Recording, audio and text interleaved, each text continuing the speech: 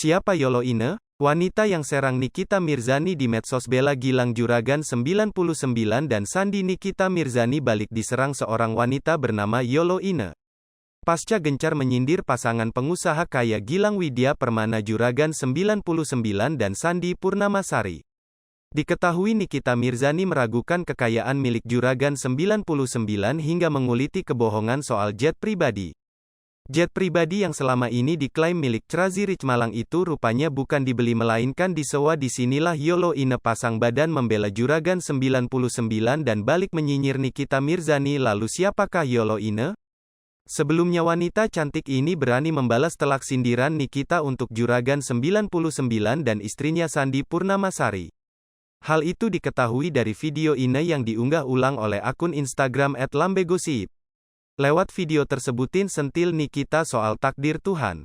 Gue bukan orang yang agamis taat ibadah tapi gue sangat percaya sama kun fayakun. Kenapa? Karena gue mengalami sendiri, ujar Ine. Ine juga menyentil Nikita yang dinilai terlalu ikut campur. Nggak tahu lo kerja keras orang, kalaupun memang ada yang nggak beres dengan Juragan 99 ngapain sih kita yang repot? Emang kalau kita koar-koar terus terbukti Juragan 99 bersalah, hartanya Jugaran 99 disita terus buat kita kan enggak, lanjutnya. Diakhirin meminta Nikita untuk membiarkan orang-orang yang berkapasitas yang menanganinya. Biarkan orang-orang yang mempunyai kapasitas untuk menyidik menyelidiki yang menangani itu, tandasnya.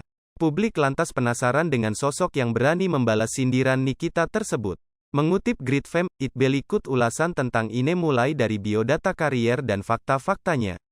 Yolo Ine memiliki nama asli Christine Kurniawan. Hingga saat ini belum ada informasi valid terkait tempat dan tanggal lahirnya.